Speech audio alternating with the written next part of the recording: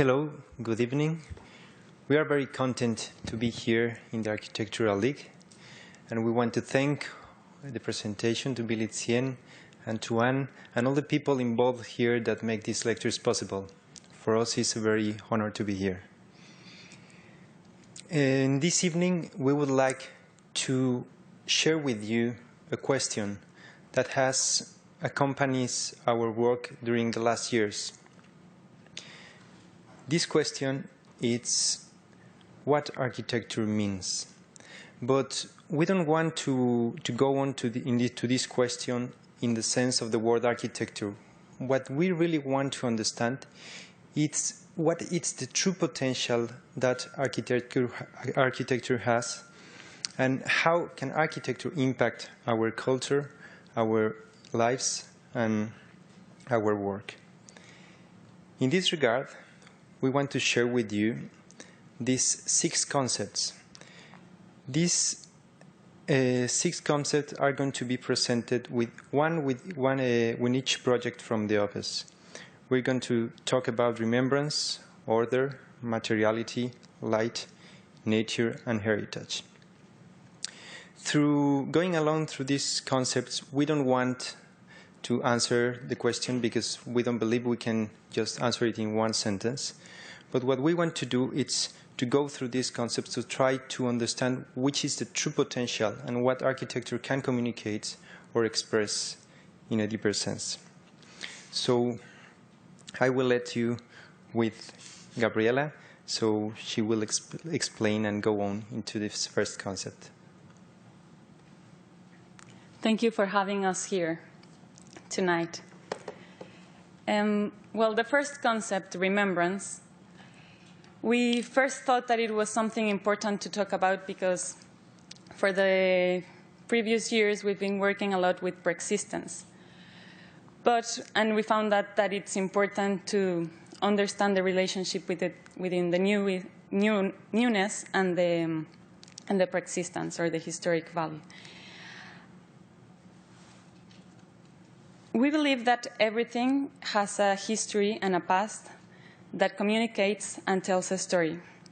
Every shape in the physical world communicates something. Even the river or the formations of a mountain, it is the sum of all the events that shape the world that we see. But our concern is not only the information itself, it's what we do with this information. At these stones that they were first shaped and molded through a river flow, the artist Orozco carves them and gives them a new significance. These actions of remembrance are not only about honoring the memory of an event, but it's about reminding us to do something with the past and to express it in a subtle way.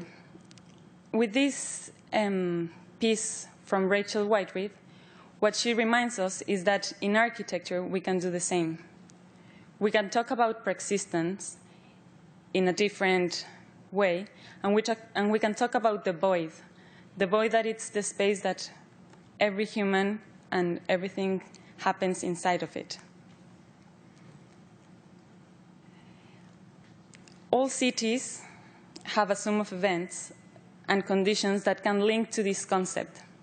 And at this specific neighbor, where there are plenty of houses listed at Heritage, we had the opportunity to work with this one, that we had the restriction that the facade could not be demolished. So it was, at the beginning, we thought that it was poor only to deal with the facade without understanding or without going through the interior of the house, trying to reach or to bring out something else that the house could communicate, even though we wouldn't keep that space as it is.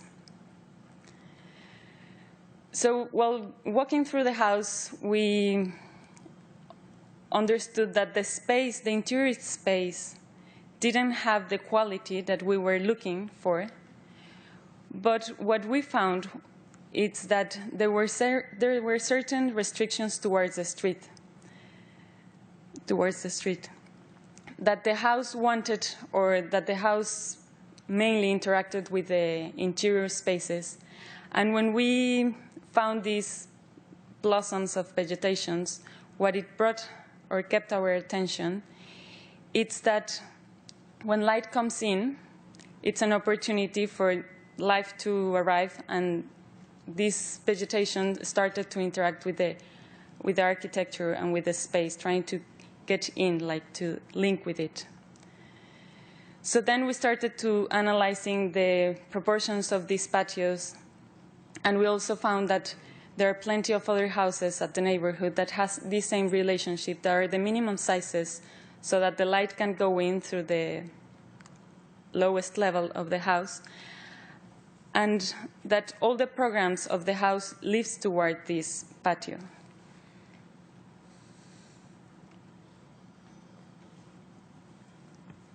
This is the house that I was talking about, and these are the interior patios that we wanted to take as an excuse to reproduce in the new project.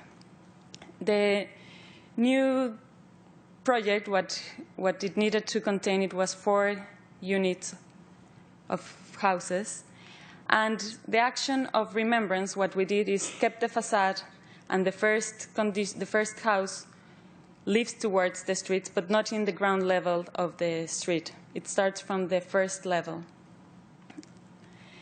And the other 3, what they start to interact, the typologies, they relate somehow to the memory of the other 3 patios, but just the memory because the proportions and the places are different. Here is the relationship between each unit of the house that relates towards its own patio, and the housing that lives towards the street.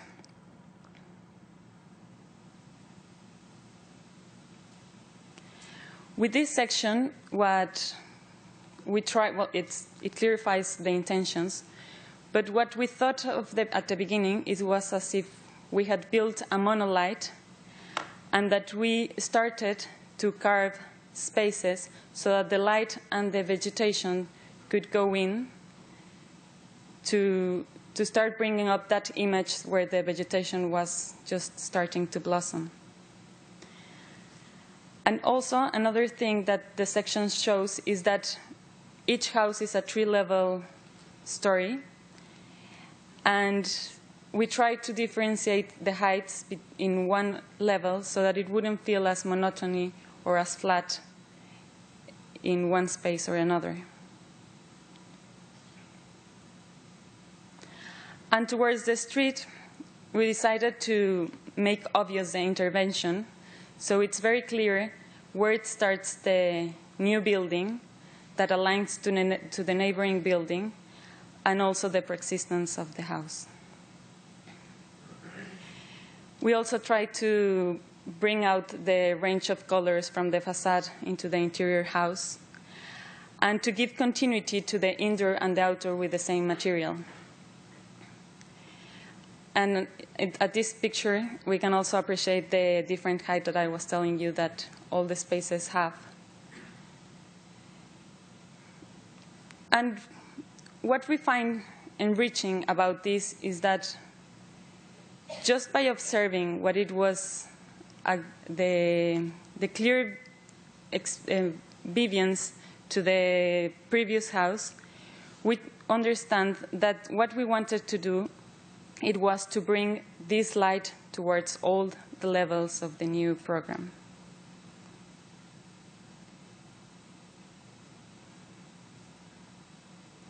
The patio serves as a vessel for the vegetation, and it becomes like an oasis in this whole block that we saw in the aerial view. And also the patio is understood as an extension of the interior space. With these actions of remembrance, we are not only trying to evoke the memory, we're trying to express something that wanted to be expressed before, and we're just giving continuity to it.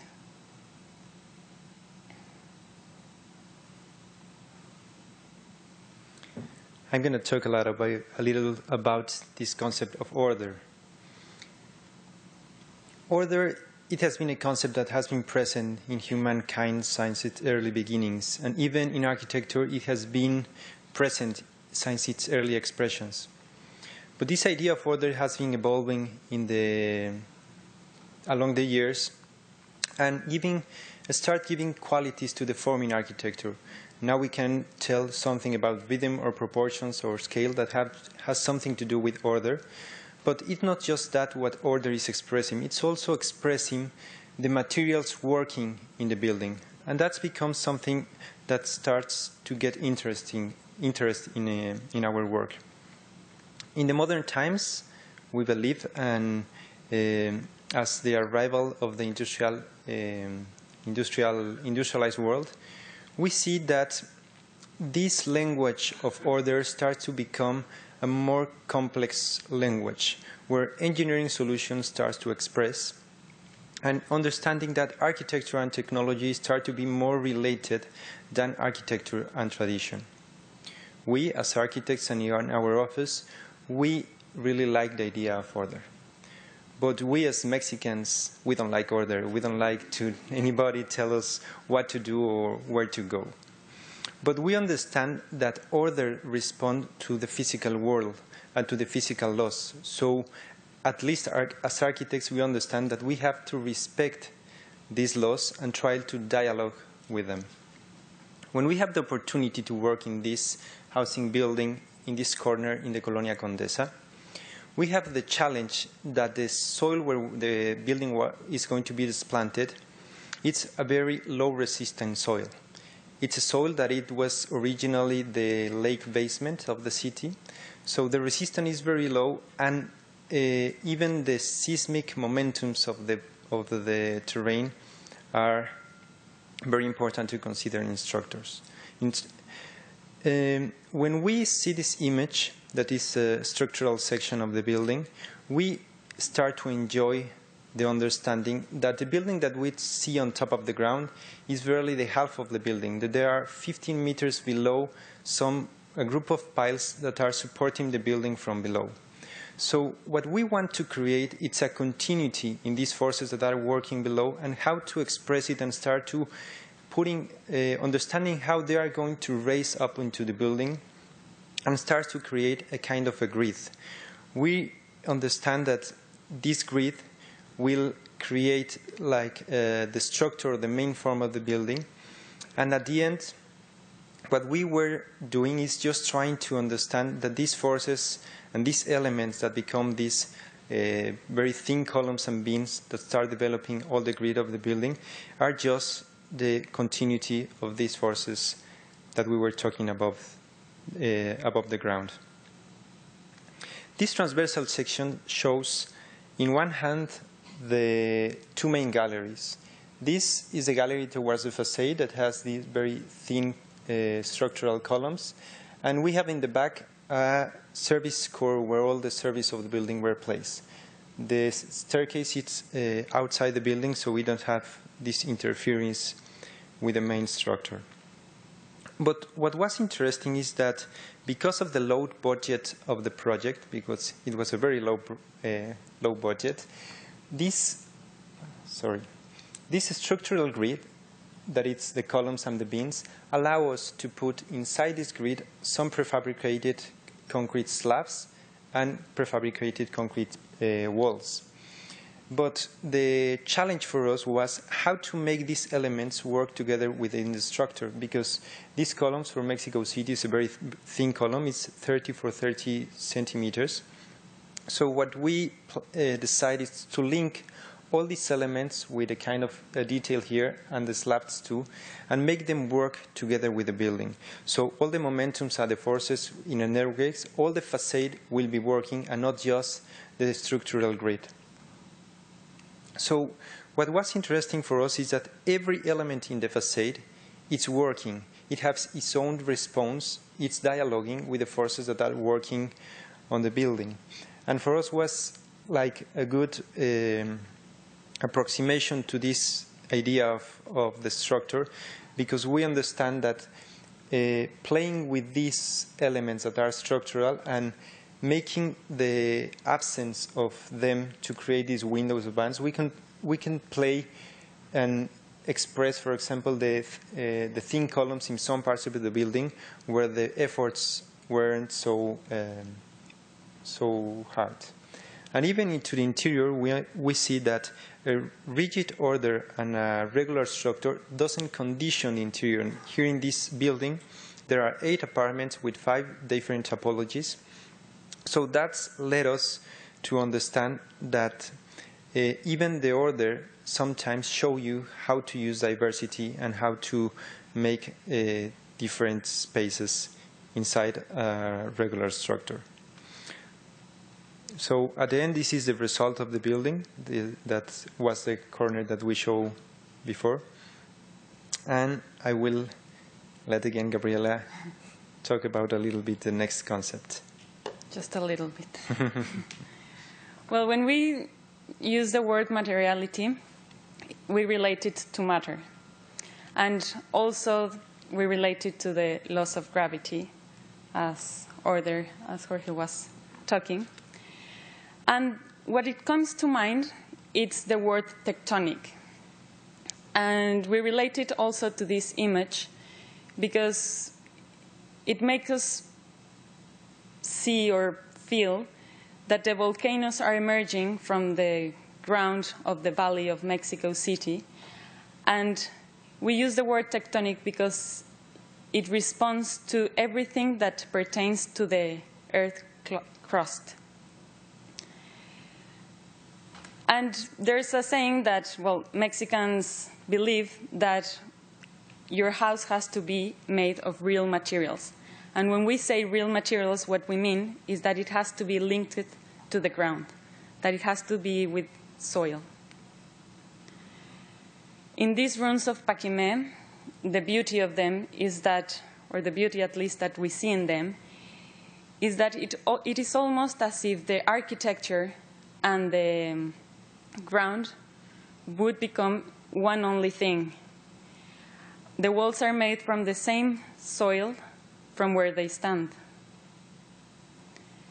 And at a modern context or time, that the materiality doesn't separate us from the matter. The only thing is that we found it in a more industrialized way and in a modulated sizes. But it's still, we still believe that there's earth in them. And even in concrete materials, we also find the tectonic material. In this project that I'm going to talk about through the materiality of it, what the requirement was, it's a house for an elder woman that she was not going to live anymore in Mexico City, and instead she moved to Querétaro. That is a closed city, but quieter and calmer and with less chaos. So their children asked us to do a house with material. That was one of the requirements. To start working with this, we decided to do it in a positive and negative models, where we could put 2 intentions that they were asking. The first one, to exploit the tectonic of the house, and the second, to create a fluent space, but with different qualities to accommodate the program.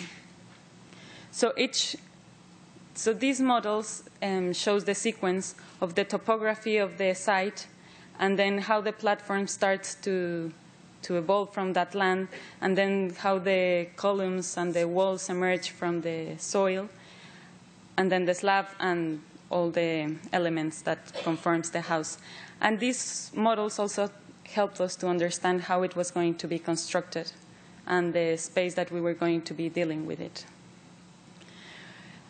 There was an important requirement from the residential development that it was that we needed to do the ceilings or the roofs with clay tiles and with white walls.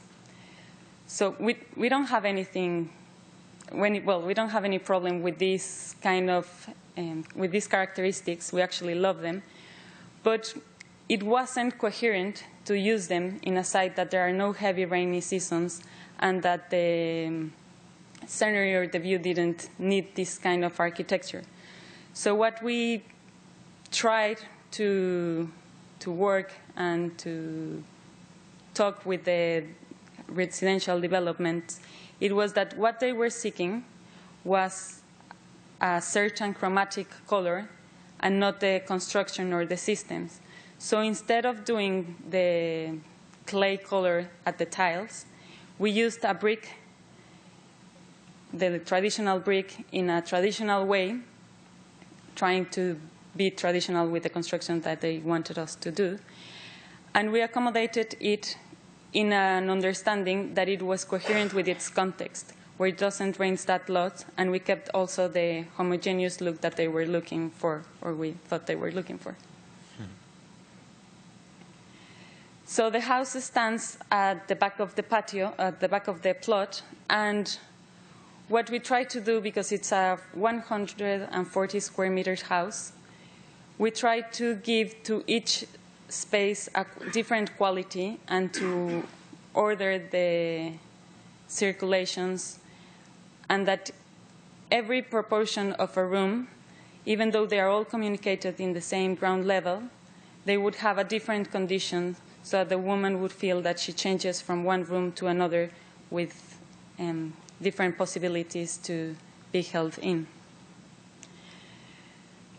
This image, what we like about it is that it shows this fluency, that she could walk through the house, and that all the bearing walls that carry the white slab, concrete slab, they're separated from the perimeters of the house. So that gives it a very fluent space. And we also try to play, while playing with these different heights, to bring up light from the north when it was needed for like this studio room, or to relate towards the center of the street. And also in order to differentiate the materials and the programmed requirements, the ground level was all for the common use of this woman. And then at the second level, we hold a spare bedroom for her children when they go on visit.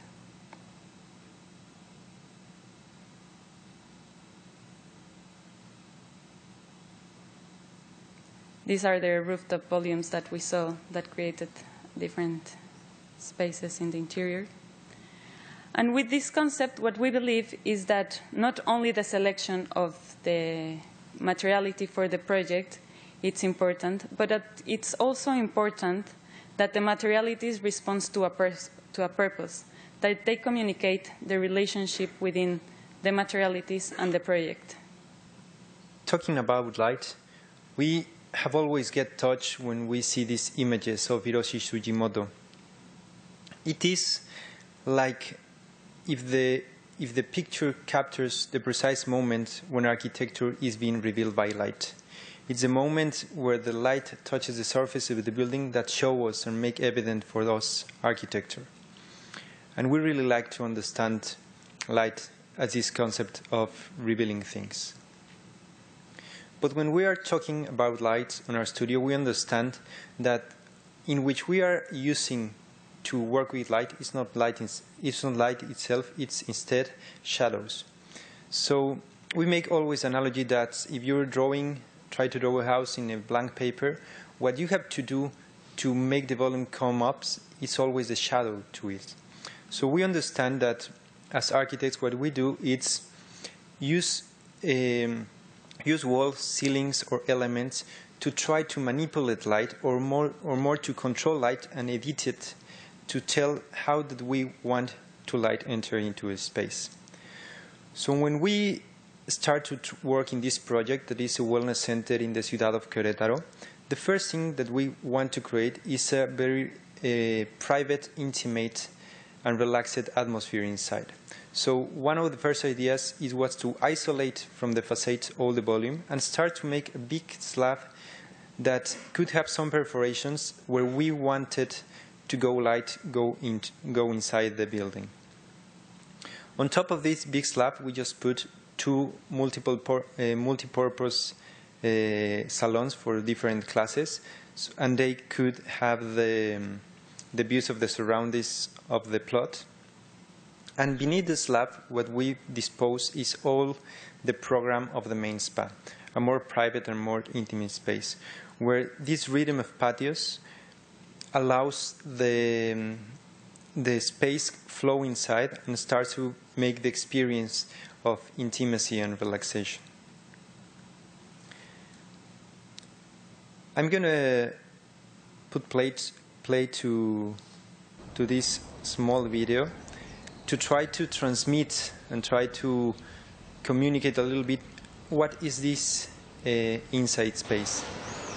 I'm going to let you with the silence of the video for a minute. Please don't sleep.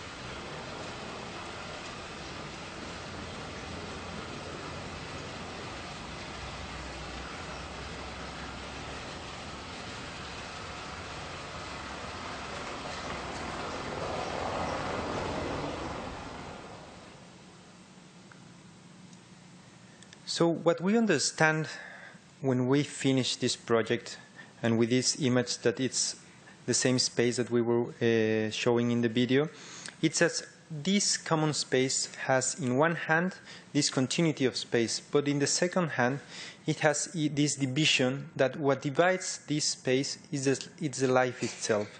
Even these glass walls, moving glass walls that you see moving on the video, what they try to preserve is this idea of that the isolation of spaces is more because of the light than a precise wall or something else instead.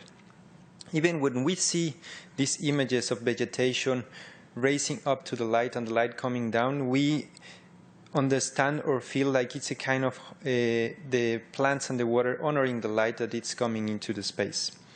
Also, the massage cabin, that it's the one that are behind the glass wall here in this image, is completely related to these same patios, with the difference that they are behind the glass because of they have to be a little bit more contained. But in the outside spaces of the cabins, you will have the relation again from these interior spaces with the patios.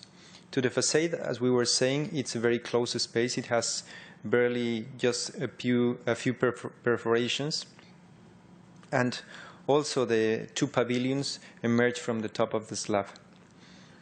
This is the image when we start seeing when the video starts, and that's this idea of light.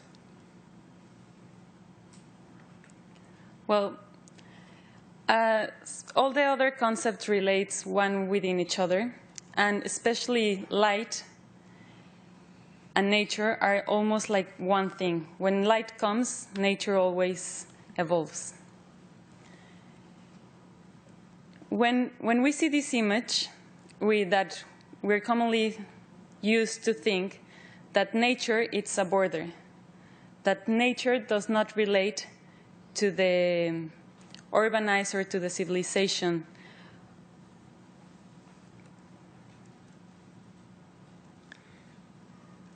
And what we wanted to understand with this relation with nature is that for us, architecture and nature could be the same thing. It doesn't need to be separated. Like in this image, this continuity of architecture and nature, when you don't understand or you don't know which is the border between each other. So when we see this image of the Valley of Tepoztlán, that is close to the city, a town that is used for weekend houses and even retirement houses for people from the city, we see that there's an amazing topography and an incredible weather, very generous weather. So we were commissioned to design a house in this place for a retirement couple. But also, near Tepoztlán, there's a place where a lot of sugar mills that worked in the 1800s were abandoned after the Mexican Revolution. In the recent years, these constructions start to being reused to hotel programs or private residences.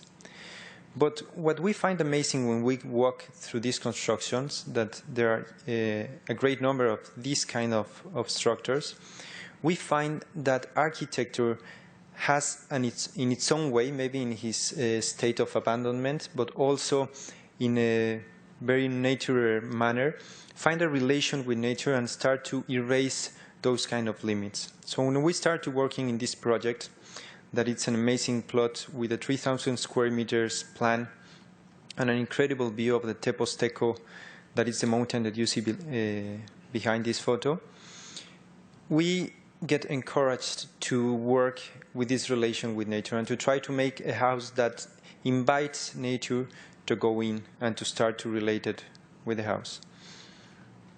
So the first decision that we take is to place the house in the higher part of the plot so it can gain the more views from the mountain that we can. So we decide to put the house on the back of the plot. The street is over here. So that gives us the opportunity to create a promenade or some paths that goes from the access to the main construction of the house, but also what we try is to fragment the program in different pieces along the plot. So the promenade along this terrain gives you the pretext to start relating with nature. The materials that we decide to use are basically two. The first one is the volcanic black stone that is very typical in Tepoztlán, Morelos. Even the people of there has a kind of a right where only they can put a volcanic rock in this state. You cannot bring some workers from other state. You're obligated to use the local hand. And the other material was a concrete block that also was tainted with the earth of the place. So this is what we were talking about. When you have the house receded from the front, you have this perspective and also the opportunity to see how vegetation start to interact with the house and start to making these paths along the terrain. Even when you enter inside the main space, the main construction of the house, we try to fragment again the structure of the house, leaving this kind of a patios and corridors between each bedroom. So every time that you go out from a space, you find this relation or this contact with nature again. Also, we think that water, because of the weather and because it was an element that for us was very important to be present of the house, could refreshen the atmosphere of the place and make this idea of nature more present among the house. As we see, this idea of receding the house to the back of the plot, gaining these views, it was one of the main intentions, and it was for us like a good sensation when we finished the house to have these views and to see how it was like relating with this amazing topography. Well, the last concept, heritage, we want to talk about it in a project that it has this theme, well, this concept in three different ways. First, it relates to an alcoholic beverage called mezcal, that it's distilled from the agave plant. The second, the craftsmanship of producing this artisanal beverage. And the third, that the house where this production is done has been inherited for 4 generations. And the one we are dealing with is with Memo, the one at the left. And all this is held in a town called Matatlan in Oaxaca, that it's like 4 hours away from Mexico City. And this is where mezcal has been produced for almost 200 years ago, the family only 100. And when we arrived to Memo and his family, it's because the brand of mezcal that hopefully you all know, because that's the purpose of us working with this family. And we arrived there because it was already getting to be exported from Mexico City. But the conditions of the house were not the requirements or the needed for it to happen. This is the house where the family lives, and as you can see, it's a big house. It holds in the grandfather, the Memo's kids, and everyone there. And it has now 2 levels. But at the back patio, there's this house that it hasn't been untouched for the last 3 generations. And the production and the elements, even though they are in good conditions, it's not functional, and it has a lack of arrangement for the productions to be done easily. And also, it's harder for the workers to go up that ramp to leave the drink in the distillated element. And another problem is that right beside the production of mezcal, the horse lives, and especially this didn't pass for hygienic reasons, the requirements. So what we had to understand first was the production line. And mainly there were 4 stages of it, where the material comes in and then the beverage comes out. And the first is the earth oven, then is the horse mill, the fermentation vats, and the distillation copper alembic. So once we understood the production line, what we did was to understand that this was the whole area that we had, the backyard patio. And this oven has been there for 100 years, and it didn't have a space yet. So one of the main reasons was to give the space to the oven. So what we did was to create this main patio, and around the patio would be the production line put in a circuit arrangement. And then everything would be in the ground level. The only thing that would have like a semi-basement area, it's where the burners of the distillations alambiques are. Here.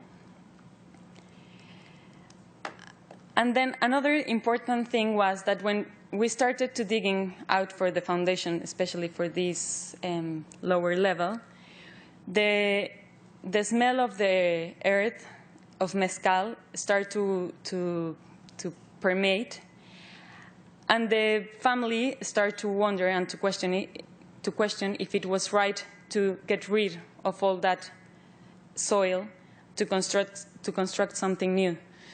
So we were in certain complications, and what we ended up doing was that this main patio would contain the earth in a round way in these sections of concrete columns. So it was for 2 reasons, mainly because it held certain tradition and it empowered the family to bring up the ancestors and all the spirits that already that earth has. And also for it was interesting because where the earth oven, it's in the middle, the earth would surround also the same process. So it was going to contain a relationship of the mezcal for almost years and years in the family. The project is not very rich in architectural details, but it simply reflects the artisanal way to produce the beverage, and it also shows like a clear structural system in relationship with the nature, with light, and the materiality. Behind this wall is a horse stable isolated from the mill next to it. And what we also like about it is the integrations of the indoors within the outdoors again. And here also you can see how the stage of the oven, the earth oven, goes through different processes, and it's a space that it's in constant change while the production. At the fermentation vats, it's where they play music and they go and pray through nights. It stays the beverage there for 8 or 9 days. And they believe that it is here where the spirits come down and integrates the alcoholic beverage. Well, it makes it alcoholic. So it's the point where everything happens for the beverage. After that, it just gets distilled, and in this area where it gets very hot.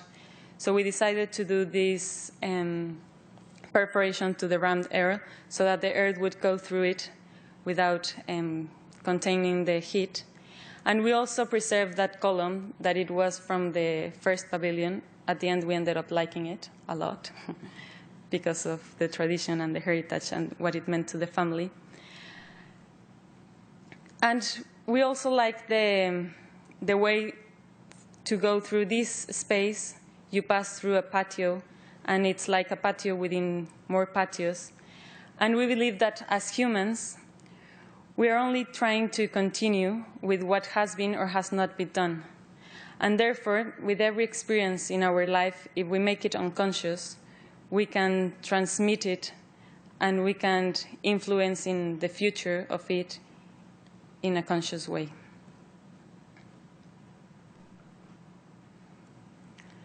So we're sure that with these 6 concepts, we didn't answer our main question, what architecture means. But we're certain that the concepts of remembrance, order, materiality, light, nature, heritage haven't reached our practice and the projects. And we would also like to share with you that this concept, we have taken them from other architecture or architects that have inspired us and that have been a reference in our work. And naming them and putting them together today and trying to explain them or to describe them, it's only because we want to wish that we have shared with you the feelings and the emotions that we can see or find through architecture. Thank you. Thank you.